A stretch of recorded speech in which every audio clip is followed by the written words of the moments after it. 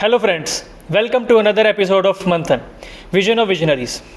Today we have a dynamic personality from Sonipat Haryana. आज वो अपने 4 बिजनेसेस चला रहे हैं, फूड प्रोसेसिंग में, रियल एस्टेट में, हॉस्पिटैलिटी में और एजुकेशन में. उनका यहाँ पर आना और उनसे हम जो सीख सके वही आज की हमारा उद्देश्य है, जो हम जनता तक पहुँचाना चाहते हैं. तो sir, I welcome you to Manthan vision of visionaries. Thank you. Manthan पे मुझे बुलाने के लिए आपका और वरुण जी का बहुत बहुत दिल से शुक्रिया. सर, शुक्रिया तो आपका कि आपने आए, और कुछ हमें भी सीखने को मिलेगा, हमारी ऑडियंस को भी सीखने को मिलेगा आज, क्योंकि जितनी इंडस्ट्रीज आप इस टाइम पे ऑलरेडी मतलब चला रहे हैं, आप कर रहे हैं काम जिस इंडस्ट्रीज़ के अंदर, तो वो अपने आप में काबिल तारीफ़ चीज़ है. आपका बहुत बहुत धन्यवाद. पर मुझे ऐसा लगता है कि शायद आज पहली बार ऐसा हो रहा है कि 2 लोग मेरे से मिलके एक पूछ रहे हैं, तो शायद सीखने का मौका आज मुझे ज़्यादा मिलने वाला है. तो सर, मैं आपसे ये जानना चाहता हूँ कि आप मल्टीपल बिजनेसेस चलाते हैं, हॉस्पिटैलिटी, रियल एस्टेट, एजुकेशन. तो आपकी जर्नी की शुरुआत कैसे हुई, उसके बारे में हमें थोड़ा बताइए. अगर मैं सही मायने में बात करूं तो ये जर्नी मेरी नहीं है. ये मेरे फादर की जर्नी है, जिसे मैं अब उस पर चल रहा हूँ. इनमें से कोई भी ऐसा व्यापार नहीं है जो मैंने सेट किया है. मैं सिर्फ उनकी लेगेसी को आगे बढ़ा रहा हूँ. हमारी जर्नी बहुत ही साधारण और एक छोटे से काम से शुरू हुई. हमारे परिवार का आड़त का एक काम सोनीपत में होता था, और वहाँ से हमने ये आड़त के काम से शुरुआत करी अपनी.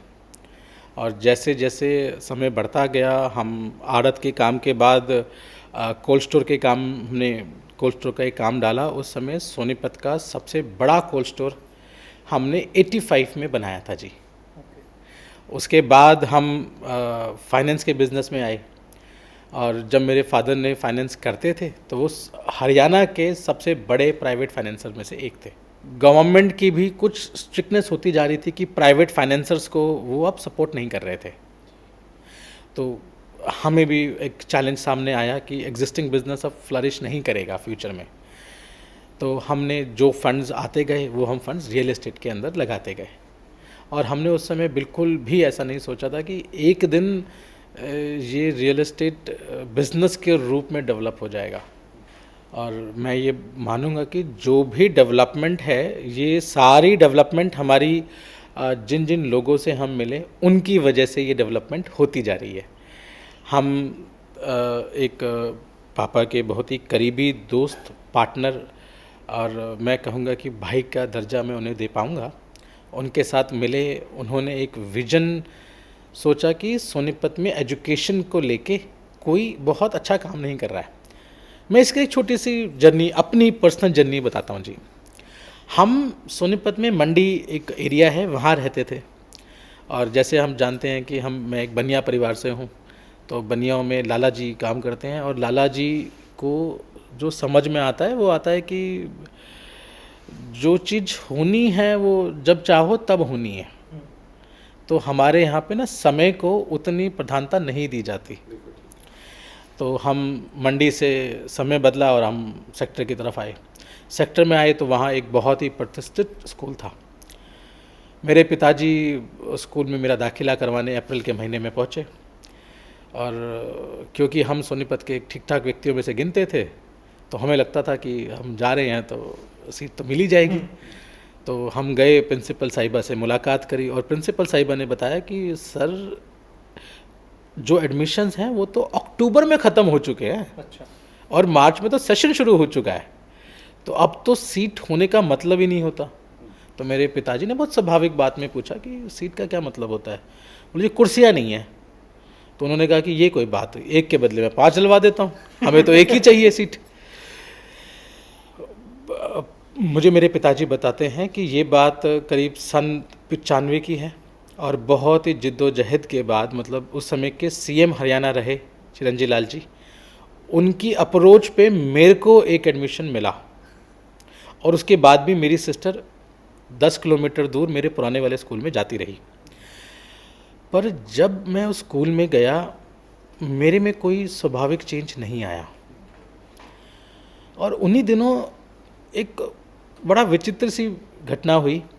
हम लोग सालासर मंदिर जाने की हमने सोची. तो सालासर मंदिर गए, हमारे साथ ज़मीन का हम पहले ही काम ही कर रहे थे, तो ज़मीन के ही एक व्यक्ति थे, उन्होंने नहीं बोला कि मैं भी चलता हूँ, मेरे बच्चे भी रास्ते में पढ़ते हैं तो उनसे चलेंगे। तो मैं उनके साथ हम चले गए। और जब आप सालासर जाएंगे तो रास्ते में एक शहर आता है पिलानी। अब वो देखा जाए तो वो एक बहुत छोटा सा कस्बा है, डेडिकेटेड ओनली टू एजुकेशन। वहाँ एजुकेशन के अलावा कोई बात नहीं होती है। मेरे को आज भी याद है, शनिवार का समय था और मैं रात के समय 7 बजे हम उस स्कूल में गए और देखा तो पूरे स्कूल में कोई है ही नहीं, पूरा स्कूल ही खाली है।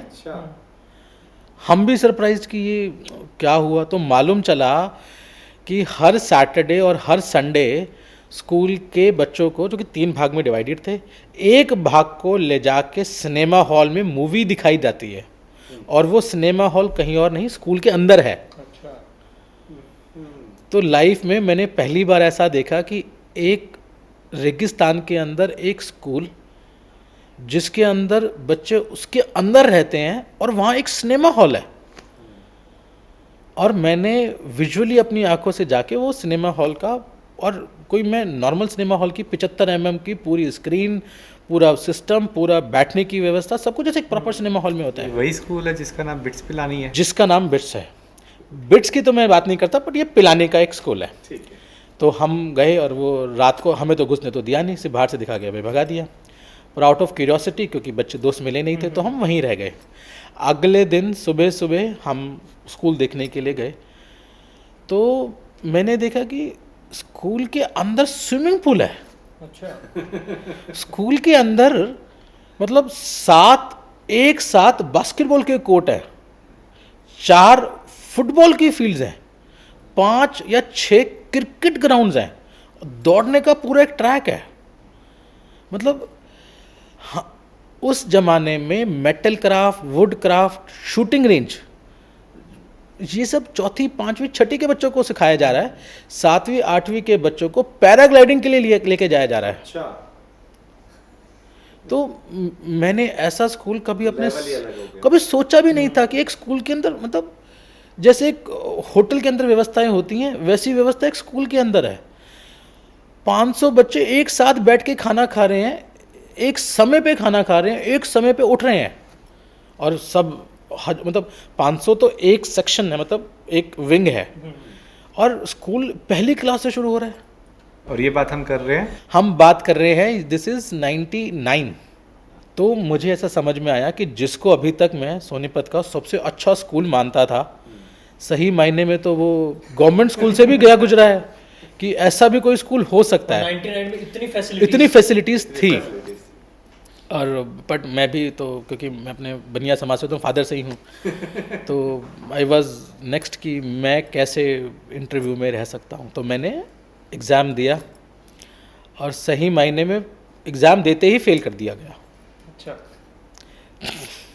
तब मुझे रियलाइज़ हुआ कि सिर्फ मेरा स्कूल ही छोटा नहीं है, जो मैं सीख रहा हूँ वो भी बहुत छोटी है।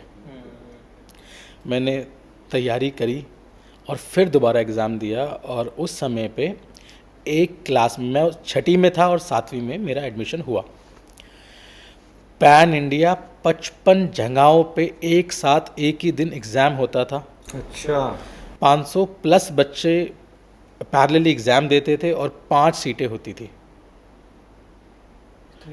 उस टाइम पे उस स्कूल की इतनी डिमांड थी। लकीली मैं उस स्कूल में जा पाया और मैंने अपने जीवन के अगले 6 साल 12वीं तक उस रेजिडेंशियल स्कूल में बिताए। जब मैं वहाँ गया तो मुझे मालूम चला कि ये सिर्फ एक स्कूल नहीं है, ये एक पूरा शहर है। मेरे स्कूल का नाम बिरला पब्लिक स्कूल था। वैसे ही उतना ही बड़ा एक लड़कियों का भी स्कूल है, उतना ही बड़ा एक और लड़कों का स्कूल है, पर वो डे है। फिर हमें मालूम चला कि ऐसे ऐसे तो और बहुत सारे स्कूल हैं, पर प्रतिष्ठित स्कूल यही 2 थे। फिर जैसे आपने अभी थोड़ी देर पहले एक नाम लिया बिट्स का, बिट्स बहुत बड़ा प्रतिष्ठित इंजीनियरिंग कैंपस है, और सबसे बड़ी बात शायद वो पहला ऐसा कैंपस है जिसका खुद का रनवे है। इस इंडिया में किसी भी कैंपस के अंदर रनवे नहीं है, या सन 2000 में तो नहीं था। जो उसके अंदर था। और वो मतलब अगर आपको बिट्स कैंपस कवर करना है तो आपको पूरा दिन मुझे लगता है छोटा पड़ जाएगा। और जितने ये स्कूल थे ये उसकी सप्लाई चेन्स थे, और यहाँ के जो 10 सबसे अच्छे बच्चे होंगे वो उसमें एलिजिबल होंगे। तो आपको नंबर प्लस स्कूल की stamp plus the interview question cross करके बिट्स में जा सकते हो, और जो उसके टोटल स्ट्रेंथ का 1% भी नहीं है। तो पहली बार या वहाँ जाने के बाद मेरे को ऐसा समझ में आया कि जिस शहर में मैं रहता हूँ वो शहर सही मायनों में कहा जाता था कि हरियाणा का सबसे बड़ा एजुकेशन हब है सोनीपत, और रोहतक सबसे बड़ा एजुकेशन हब रहा है, और हम एक एजुकेशन सिटी के रूप में आज भी जाने चाहते हैं। राजीव गांधी एजुकेशन सिटी सोनीपत में है। पर जो मैंने वहाँ जाके देखा, मुझे लगता है कि सोनीपत शायद आज भी उससे कॉम्पीट नहीं करता है। हम 25 साल बाद ये बात कर रहे हैं, बट आज भी उस शहर का स्तर उस मुकाम पे है जो सोनीपत ना पहले था ना आज पहुँचेगा। बट हाँ, मुझे ऐसे लगता है सही दिशा में हम शायद वहाँ पहुँच सकते हैं। मुझे लगता तो नहीं, बट मैं कोशिश पूरी कर रहा हूँ कि मैं उसका 1% भी जो मैंने सीखा मैं उसको ला पाऊँ। वैसे राहुल जी, हम अगर एग्जैक्टली नंबर ऑफ स्कूल्स की बात करें, इंस्टीट्यूट्स की बात करें, कॉलेजेस की बात करें, यूनिवर्सिटी की बात करें, तो हम इस टाइम किस स्टेज पे खड़े हैं? इस समय हम 2 स्कूलों को CBSE के स्कूल हैं, एक रेजिडेंशियल है और एक डे स्कूल है, वो हम चला रहे हैं। उसके अलावा हम 5 कॉलेजेस हम चला रहे हैं। उसके साथ में हम एक यूनिवर्सिटी भी चला रहे हैं ऋषिहुड के नाम से। अच्छा। इसके साथ मैं 3 स्कूलों को एज ए एडवाइजरी पैनल पे थोड़ी बहुत जो एडवाइस दे पाता हूँ वो मैं दे रहा हूँ। उनमें से 2 स्कूल इंडिया में हैं और एक स्कूल इंडिया से बाहर है। और वो कौन सी जगह है? वो शारजहाँ। शारजाह। ओके। ठीक है। तो मैं उन स्कूलों को एडवाइजरी रोल पे रहता हूँ। तो ये थोड़ा सा काम है जो मैं एजुकेशन के फील्ड में कर पा रहा हूँ, जो बहुत बड़ा है। तो आप जैसे 99 में वहाँ जाके आए, तो आपने फिर यहाँ पे स्टार्टअप मतलब ये शुरू कैसे किया, मतलब कैसे स्कूल्स, मतलब ये देखो शुरू करने की जो जर्नी है ना, ये जैसे मैंने आपको बताया कि पहली मेरी इजाफ़त तो यहीं सोनीपत के स्कूल में हो गई थी। दूसरी इजाफ़त मेरी वहाँ जाके जब टेस्ट दिया तो वहाँ से हो गई। तो दोनों बार झेलने के बाद समझ में आया कि शायद मैं कुछ कर ही नहीं रहा हूँ। तो 12th के बाद हमने बेसिकली ग्रेजुएशन वगैरह क्या करी, या क्या हम लोग की आफ्टर स्टडीज रही जिसके कारण आप इस लाइन में जुड़ सके? ये भी ना बड़ी इंटरेस्टिंग सी जर्नी है भैया। मैंने मेरे को ना इंजीनियरिंग में बड़ा इंटरेस्ट था, computer science to be very specific. मैंने उसी में इंजीनियरिंग करी है। जैसे स्कूल के लिए ऐसी जिद्दोजहद रही तो मैंने सोचा तो था कि मैं बिट्स में चला जाऊंगा, बट मुझे अंदर से मालूम था कि मैं बिट्स के आसपास भी नहीं जा सकता। और मेरे पिताजी ने कहा था कि भाई जब तू बिट्स ही नहीं कर सकता तो IIT तो सोच भी मत लियो, IIT तो तेरे बस की है भी नहीं है। तो फिर ऑप्शंस बड़े लिमिटेड से आ गए। दिल्ली में मैंने ढूंढना शुरू करा तो मुझे कोई ऐसा इंजीनियरिंग कॉलेज नहीं समझ में आया। मेरे कुछ सीनियर्स बैंगलोर रहते थे, मैं इसी दौरान ना काम में आ गया था जी। तो काम मैंने बड़ी यंग उम्र में शुरू कर दिया। तो एक दिन एक मेरे सीनियर का फ़ोन आया कि भाई बैंगलोर के कॉलेजेस, मतलब कर्नाटक के कॉलेजेस, उनका एक कॉमेट के करके एग्ज़ाम होता है कि वो एग्ज़ाम हो रहा है, और तो उस एग्ज़ाम का बहाना करके 1 हफ्ते के लिए आ जा। तो उस टाइम मुझे पहली बार पेड हॉलीडेज़ का कॉन्सेप्ट समझ में आया कि जहाँ पढ़ाई के नाम पे आपका परिवार आपको स्पॉन्सर्ड हॉलीडे देता है, पैसे भी देता है, फ्लाइट की टिकट भी देता है, खर्चा भी देता है, और आपसे क्वेश्चन आंसर भी नहीं करता कि आपने क्या करा है। तो ये पेड हॉलीडेज़ पहली बार मेरे को समझ में आई उस दिन। तो मैं वो बहाना लेके मैं बैंगलोर चला गया। पर वहाँ जाने के बाद एक अलग ही दुनिया मेरे को, क्योंकि मैं नॉर्थ में ही हमेशा रहा हूँ, वो एक अलग दुनिया समझ में आई कि जिन तरह के लोगों से मैं अभी मिल रहा था या जिन तरह के मैं इंजीनियरिंग करना चाह रहा था, जब मैं उस कॉलेज में गया तो मुझे ऐसा दिखा कि वो मतलब साउथ के बच्चे आईआईटी में नहीं जाना चाहते, आईआईटी मद्रास छोड़ के वो इस कॉलेज में आना चाहते हैं। साउथ में पहले 100 बच्चे जो सबसे अच्छे बच्चे हैं वही इस कॉलेज में कंप्यूटर साइंस में आते हैं, बाकी सब नहीं आ पाते। तो जिसका मैं बात कर रहा हूँ उस कॉलेज का नाम है आरवी कॉलेज ऑफ इंजीनियरिंग। और हमारे कॉलेज की ना एक बहुत खासियत है कि इसमें ना 12 प्रोग्राम्स हैं हर साल। जब मैं 2005 में मैंने पढ़ाई करी, 1200 बच्चे हर साल इंजीनियर बनते हैं। 12 अलग अलग स्ट्रीमों से बनते हैं, जिनमें से एक स्ट्रीम टेलीकम्युनिकेशन भी है। अच्छा। तो मुझे तो मालूम भी नहीं था कि टेलीकम्युनिकेशन में भी इंजीनियरिंग होती है या बायोटेक में भी इंजीनियरिंग होती है। तो ये मैंने वहाँ जाके देखा, वहाँ जाके नज़र आया कि ये तो बहुत ही छोटा लेवल है, असली लेवल तो ये है। और जब मैं उस कॉलेज में देखा और अपने सीनियर से बात करी तो बड़ा इंटरेस्टिंग सी चीज़ मेरे को सामने आई कि हमारे कॉलेज में किताब नाम की चीज़ ही नहीं है। मुझे ऐसा लगता है कि शायद मैंने अपनी पूरी इंजीनियरिंग करिकुलम में 550 से ज़्यादा बार एग्ज़ाम्स लिखे हैं। पूरा concept is based on application of knowledge. तो वहाँ पे किताबें नहीं है, कंटेंट है, कंटेंट के नाम पे टॉपिक है। तो हमें ऐसा रियलाइज़ हुआ कि ये इंजीनियरिंग है जहाँ से आपको एक टॉपिक दे दिया गया है, अब आप उसके बारे में जितना आप एक्सप्लोर करोगे उतना ही टीचर आपको बढ़ाएगा, उतना ही लैब वाला आपको सिखाएगा और उसी के बेस पे आपकी ये पूरी जर्नी कंप्लीट होगी। अगले की क्यूरियोसिटी के ऊपर है कि वो कितना लेना चाहता है। और सही मानिएगा, मैं अपने कॉलेज की पूरी टीम को दिल से धन्यवाद दूंगा। 2011 में मैंने जब कॉलेज पास आउट किया, हम 120 बच्चे थे जिन्होंने पास किया। हर बच्चे के पास 3 जॉब 7 सेमेस्टर में, 8 सेमेस्टर का हमारा कोर्स होता है, 7 सेमेस्टर में हर बच्चे के पास 3 जॉब हर बच्चे के पास थी। और जहाँ तक मैं याद कर पा रहा हूँ मिनिमम पैकेज शायद 5 या 6 लाख का था और जो सबसे ज़्यादा पैकेज गया था वो शायद 45 या 80 लाख का या इसके आसपास का एक पैकेज गया था। 80% बच्चे इंडिया से बाहर गए, 20% सिर्फ इंडिया में रहे।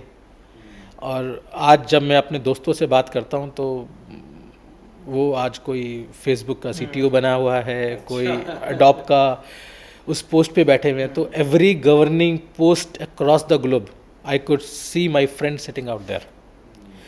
तो पूरी 120 में से व्यापारी मैं बना, बाकी सब ने जो टूल्स यूज़ कर रहा हूँ वो बनाते हैं। तो मैं इंजीनियर तो बना नहीं पर व्यापारी जरूर बन गया। लेकिन इससे भी 2 चीज़ें और समझ आती ना कि एक कि जो बच्चे बाहर जा रहे हैं, जो स्टडीज़ के लिए बाहर जा रहे हैं, जो मौके वहाँ जाकर ढूंढने की कोशिश कर रहे हैं, वो मौके यहाँ पे अवेलेबल हैं। हाँ बिल्कुल अवेलेबल है। ठीक है ना। और दूसरी चीज़ कि आप जैसे इंस्टीट्यूट्स, जो इंस्टीट्यूट्स आप चला रहे हैं, आप उनमें ऑलरेडी ये सब फैसिलिटीज़ दे भी रहे हैं बच्चों को कि उनको यहीं पे वो मौका मिल जाए। बिल्कुल है जी। ठीक है। तो हम इसको इस तरीके से भी तो देख सकते हैं कि जो बच्चे बाहर जाना चाह रहे हैं तो वो यहाँ पे इंडिया के अंदर सेम मौके, सेम सब कुछ रिसोर्सेज अवेलेबल हैं आपके पास। बिल्कुल है। मैं ऐसा ये तो नहीं कह सकता कि सब कुछ उस प्रोपोर्शन में अवेलेबल हैं या हमारे पास अवेलेबल है, मैं ऐसा बिल्कुल नहीं कह सकता। बट हाँ, इंडिया में बाहर जैसी या बाहर से बेहतर एजुकेशन इंडिया में अवेलेबल है, प्राइवेट हो या पब्लिक प्लेटफॉर्म्स हो अवेलेबल है। फेसबुक का मालिक कौन है? मार्क जकरबर्ग, हम सब जानते हैं। अमेज़ॉन का KFC, Amazon, Apple, Steve jobs, मतलब सबके नाम हम जानते हैं, इनमें से एक भी इंडियन नहीं है। हम बहुत अच्छे इंजीनियर पैदा करते हैं पर हम बहुत अच्छे व्यापारी पैदा नहीं करते हैं, हम एंटरप्रेन्योर्स पैदा नहीं करते हैं, हम रिस्क टेकर्स पैदा नहीं करते हैं। वो चीज़ अब आप देखेंगे, हम इंडिया में we are the masters of everything. आप मेरे से कील भी ठुकवा लो, मैं कील भी ठोक दूंगा। मेरे से गाड़ी चलवा लो, मैं गाड़ी भी चला दूंगा। आप मेरे से बोलो जी चलो खेती का काम करना है, मैं शायद वो भी कर दूंगा, खाना भी बना दूंगा, मल्टीटास्किंग, ऑफिस भी चला लूँगा, राजनीति भी कर लूँगा, और पब्लिक प्लेटफॉर्म पे बैठ के किसी के बारे में बड़ी अच्छी अच्छी बातें भी कर दूंगा। बट क्या आपने कभी मार्क ज़करबर्ग को राजनीति करते हुए देखा, या उसको गार्डनिंग करते हुए देखा, या कभी स्टीव जॉब को आपने कंप्यूटर से अलग कभी स्टीव जॉब को देखा हो? तो हम बहुत सारी चीज़ें ना बचपन से ही सिखाते हैं जी। पर फॉरेन में या इंडिया से बाहर ऐसा नहीं होता। वहाँ बच्चों को बहुत क्लियरली बता दिया जाता है कि भैया तुम्हारा हमारा साथ 18 साल तक है, जब तक गवर्नमेंट फ्री में एजुकेशन प्रोवाइड कर रही है।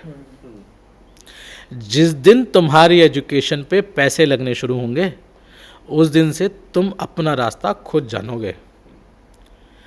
अब पैसे कमाने हैं तो कोई पेट्रोल पंप पे सफाई करके तो पैसे बन नहीं सकते। उसके लिए आपको कोई ना कोई स्किल सीखना ही पड़ेगा। और अगर आप भारत की बात करेंगे तो यहाँ हम 25 साल के बच्चे से ये भी नहीं पूछते कि भाई तू शादी करना चाहता है। हम उसको बताते हैं कि तेरे लिए हम शादी की उम्र हो गई है, तेरे लिए ये रिश्ता ढूंढ रहे हैं, ये फलाना रिश्ता आया है। तो ये जब तक ख़त्म नहीं होगा, आज भी 2025 में भी मैं अपने स्कूलों में, अपने कॉलेजेस में ही देखता हूँ, माँ बाप आके बच्चों को बताते हैं कि मेरा बच्चा साइंस लेगा बिल्कुल ठीक बात है, या मेरा बच्चा इंजीनियरिंग करेगा। और फॉरेन में उसी उम्र के बच्चे को हम बोलते हैं कि भाई तू जा, हफ्ते में आ जाइयो मिलने या महीने में आ जाइयो मिलने, और जब आएगा फ़ोन कर लेना मेरे को। तो सर अब ना यही जैसे धीरे धीरे ना डमी स्कूलिंग का बहुत ट्रेंड आ गया है, मतलब और एजुकेशन तो बहुत ज़रूरी है, चाहे आप 9, 10, 11, 12, क्योंकि जो बेसिक है ना वो स्कूल से ही आ सकते हैं। बिल्कुल ठीक है। तो जो डमी एजुकेशन है, मतलब स्कूलिंग है बेसिकली, तो आप इसको कैसे देखते हो? मतलब कि कम होनी चाहिए ताकि और हमें एजुकेशन का पता चले तो आप लोग फिर चुन सके खुद से कि उनको इंटरेस्ट एरिया क्या है। आपका सवाल बिल्कुल सही है। ये एक बहुत ही बड़ा टैबलॉइड है जो मैं सही मायने में अच्छी दिशा में जाता हुआ नहीं देख रहा हूँ। जब भी कोई स्कूल में जाता है तो वो सिर्फ सीखता नहीं है, वो नए एक्सपीरियंसेस लेता है, नए तरह के दोस्तों से मिलता है, नई नई चीज़ें एक्सप्लोर करता है, गलतियाँ करता है, और गलतियों को सिखाने के लिए कोई एक व्यक्ति होता है जो उसकी उस गलती को वहीं रोक देता है और उसको सिखा देता है। आप देखें, बहुत ही बारीक लाइन है। 17 साल 11 महीने और 29 दिन का बच्चा स्कूल का स्टूडेंट है। 17 साल 12 महीने और 30 दिन का बच्चा कॉलेज का स्टूडेंट है। सिर्फ एक दिन के फासले में टीचर, स्कूल का टीचर जो उसको एक दिन पहले ये बोल सकता था कि अगर तूने बदमाशी करी तो मैं अभी तेरे पेरेंट्स को बुला लूँगी, या मैं अभी, मतलब उसकी हर बात पे वो चलता कैसे है, बोलता कैसे है, घूमता कैसे है, उस पर नज़र रखते थे। और वही बच्चा एक दिन बाद कॉलेज के बाहर खड़ा होकर सिगरेट पी रहा होगा, कॉलेज का प्रोफेसर बैग उठा के उसके सामने से चला जाएगा, उसको उससे कोई फ़र्क नहीं पड़ रहा है। अब वो ये मान लेता है कि ये 18 साल का है, ये डेवलप्ड है, इसे अपना सुख और दुख पता है। तो एक दिन में क्या कोई बच्चा मतलब इस तरीके से डेवलप हो जाएगा? सेम चीज़ डमी स्कूल्स कर रहे हैं।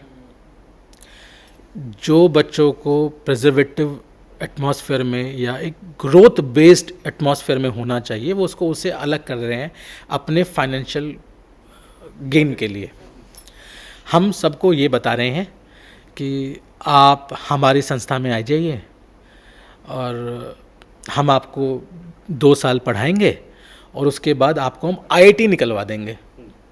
एजुकेशन सिस्टम की अगर मैं बात करूं तो आप इंडियन एजुकेशन सिस्टम को कहाँ रखते हैं अभी? कि सही डायरेक्शन में है या अभी बहुत कमियां हैं, या हम अभी इंटरनेशनल स्टैंडर्ड्स को मैच कर रहे हैं, उससे रिलेटेड कुछ बताइए।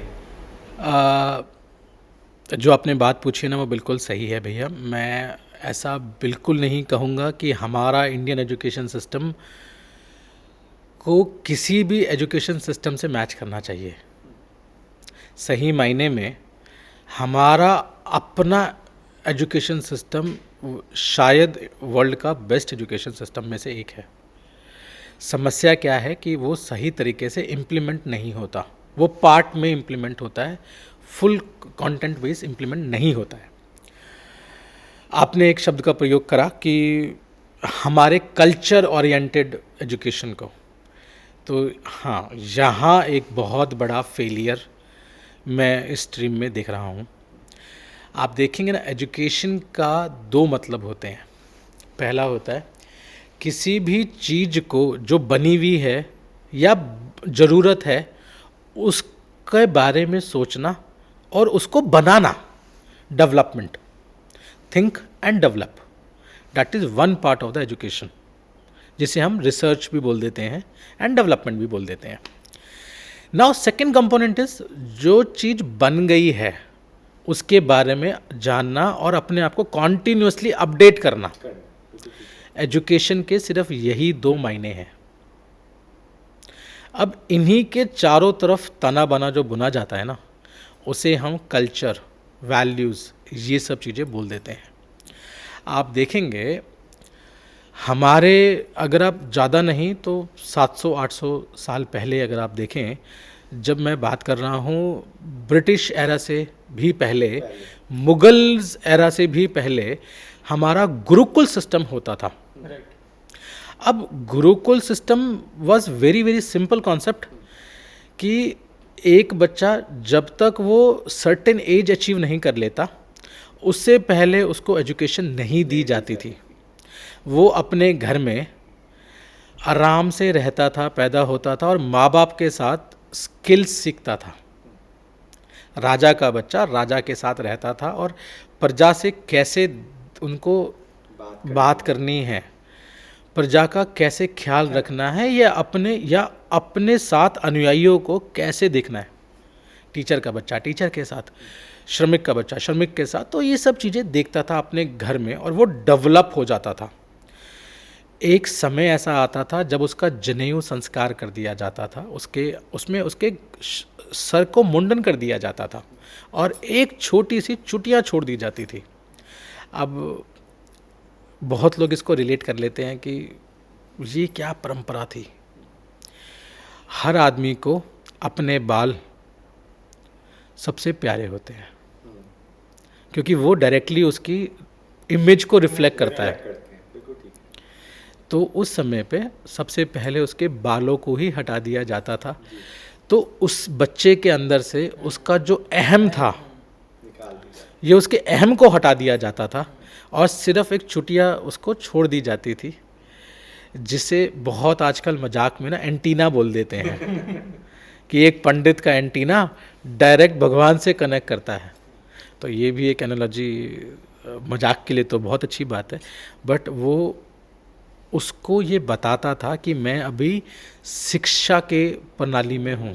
जैसे जब हम गाड़ी सीखने जाते हैं तो हमें कोई भी ड्राइविंग लाइसेंस नहीं देता, हमें पहले लर्नेड का लाइसेंस देता है और हमारी गाड़ी के दोनों आगे और पीछे के शीशों पे एल का एक निशान बना दिया जाता है। ये इसलिए नहीं बनाया जाता है कि आप बता रहे हो, मतलब कि आप लर्नेड हो, ये दूसरे को बताने के लिए कि भाई ये लर्नेड है, इससे गलती हो सकती है। तो वो चुटिया भी उस तरीके से ही बना दी जाती थी, ये बताने के लिए कि अभी ये लर्निंग स्टेज में है, ये सीख रहा है, ये पूर्ण तरह से ज्ञानित नहीं हुआ है।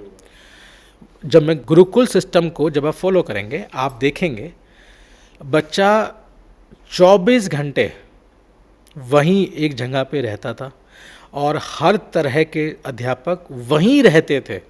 अब उसमें शूद्र का बच्चा भी होता था, उसमें राजा का बच्चा भी होता था, उसमें श्रमिक का बच्चा भी होता था, उसमें सैनिक का बच्चा भी होता था। और बड़ी कमाल की आप बात देखें, पहले इस तरह से शासन चलते थे कि आप राजा के हैं तो आपको अर्थशास्त्र सिखाया जाएगा, आप सैनिक परिवार से हैं तो आपको युद्ध कौशल सिखाया जाएगा। और इस तरह के कल्चर बेस्ड ओरिएंटेशंस होती थी। बट ये बात बहुत 5000 साल उस तक होती थी। पर 500-700 साल पहले के जब गुरुकुल जब बने, बहुत फेमस गुरुकुल हमारे यहाँ के रहे, उस समय पे ना ये कॉन्सेप्ट को ख़त्म कर दिया गया। उस समय पे आप जिसके अधिकारी हो, तो आप अधिकार माता पिता के कुनबे से नहीं, जो आपका स्किल बेस्ड एजुकेशन है। आप गणित में बहुत अच्छे हो तो आपको गणितज्ञ बनाया जाएगा, गणित की शिक्षा दी जाएगी। उसी के बाद से अनपोषण एक संस्कार होता है बच्चे का, जिसमें अब तो उसको बड़ा एक फैंसी सा शब्द दे दिया गया है। उसमें क्या होता है कि बच्चे के चारों तरफ अलग अलग चीज़ें रख दी जाती हैं और बच्चा जिसको टच करेगा ऐसा माना जाता था कि वो उसको अडॉप्ट करेगा। पर ये अनप्राशन संस्कार या ये वाले संस्कार तब दिए जाते थे तब बच्चा उस चीज़ को समझने के लायक होता था। आज इसको फैशन के रूप में 6 महीने पे बना दिया जाता है और हम उसको इमिटेट कर लेते हैं। तो जो गुरुकुल कॉन्सेप्ट था उसमें हर बच्चा अर्थ की शिक्षा भी लेता था, काम की शिक्षा भी लेता था, राज्य को चलाने की शिक्षा भी लेता था और हर तरह की शिक्षा से उसको पारंपरिक किया जाता था। अब टीचर भी वहीं रहता है, बच्चा भी वहीं रहता है और 24 आवर्स इंटरेक्शन हो रही होती है। अब उसके मॉडर्नाइज्ड कल्चर में अब आप यहाँ, और सबसे अच्छी बात कि बच्चा उस समय काइंड ऑफ हॉस्टल में है और वो हर साल नहीं कई सालों के बाद जाके अपने माता पिता से मिलता था। और हॉस्टल की ना ये खासियत होती है कि आप हॉस्टल में बहुत कुछ सीखते हो और बहुत सारी ऐसी चीज़ें होती हैं जो आप चाहते नहीं हो पर वो हो जाती हैं। वहाँ मेस है, खाने का एक समय है, उतने समय के अंदर आपको खाना खाना है। आपको भूख लगी है तो आप खाओ, नहीं लगी है तो मत खाओ। वहाँ कोई ये नहीं पूछने वाला है कि आपने बेटा दिन में नहीं खाना खाया था तो शाम को ये पसंद का खाना बन जाएगा। तो हॉस्टल में या गुरुकुल में ये शिक्षाएं दी जाती थी। अब आपके साथ कुछ ऐसी चीज़ हुई जो आपको अच्छी नहीं लगी, जैसे ही आपके माता पिता को वो चीज़ पता लगेगी, ओवर प्रोटेक्टिवनेस सामने आ जाती है कि आज मेरे बच्चे के साथ इस तरह से हो गया, हम उसकी ग्रोथ को भूल जाते हैं और हम उसके लिए फिर पूरी दुनिया से लड़ना शुरू कर देते हैं कि मेरे बच्चे को ऐसा हो गया और उसको वो प्रोटेक्टिव कवर में ले आते हैं। और जब आप पैरेलली हॉस्टल में देखते थे तो वहाँ तो बच्चा, उसके साथ क्या हो गया पता लगा, उसकी पिटाई किसी ने कर दी, खेलते हुए उसकी टांग टूट गई या वो फेल हो गया। ये सारी चीज़ें तो जब 2-3 महीने मिलने जाओगे तब पता चलेगा। इतने तो टांग टूट के ठीक हो गई होगी, बच्चा भी भूल गया होगा। तो वो प्रोटेक्टिव लेयर से बाहर आ जाता है, अपने आप सोचने लगता है और अपने आप दुनिया से लड़ने लगता है। तो वो खुद ही एक एंटरप्रेन्योर के स्किल्स डेवलप होते जाते हैं, कैपेबल हो जाता है। तो हमारा जो एंशिएंट वैदिक कल्चर था ना, ये बड़ा इंटरेस्टिंग था। इसमें हर तरह के ज्ञान, शिक्षाएं और किससे क्या इम्पैक्ट होते हैं इसके बारे में बताया जाता था। आज हमारे एजुकेशन सिस्टम को वेस्टर्न कल्चर से इन्फ्लुएंस कर दिया गया है। फिनलैंड में एक अच्छी प्रणाली चल रही है, अच्छा एजुकेशन सिस्टम चल रहा है, तो हम उसको उठा लाएंगे। बीच में बड़ी चर्चा आई कि जापान में बच्चों से बाथरूम साफ़ करवाए जाते हैं, क्लास साफ़ करवाई जाती है और पूरा स्कूल साफ़ करवाया जाता है, या चाइना में सारे बच्चे मिलके स्कूल कर रहे हैं, चैरिटी वर्क कर रहे हैं, या फिनलैंड में एग्ज़ाम नहीं होता है, या यूएस से देखा गया कि वहाँ पे टेक्नोलॉजी को बड़ा इस्तेमाल करा जा रहा है और उस तरह से उनको पढ़ाया जा रहा है। बट सही मायनों में क्या हमने ये देखा कि अगर जापान का बच्चा अपने क्लासरूम में या बाथरूम की सफाई कर रहा है तो अपने घर पे उसके माँ बाप भी अपना घर साफ़ कर रहे हैं। वो उसको क्लासरूम में नहीं करवाया जा रहा है, वो उसके माँ बाप भी कर रहे हैं। और वहाँ पे वो लोग अपने शहर में गंदगी नहीं डालते हैं, डालते हैं तो उसकी सफाई गवर्नमेंट नहीं, वो खुद ही करते हैं। तो ये उनके कल्चर का पार्ट है।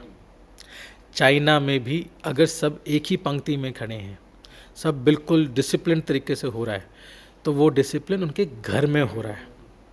ये भारतीय घर नहीं है जहाँ एक अमीर व्यक्ति के पास 5 नौकर हैं, सुबह उठते ही चाय उसको बेड पे मिल जाएगी, बच्चे का बैग रात को बच्चे की दीदी लगा देगी।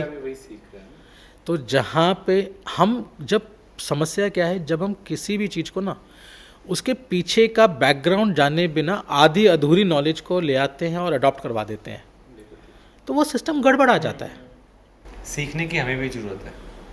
हम सबको सबसे पहले बाहर से किसी भी चीज़ को लाना बुरा नहीं है, बट उसके पीछे की साइंस को भी लाना ज़रूरी है।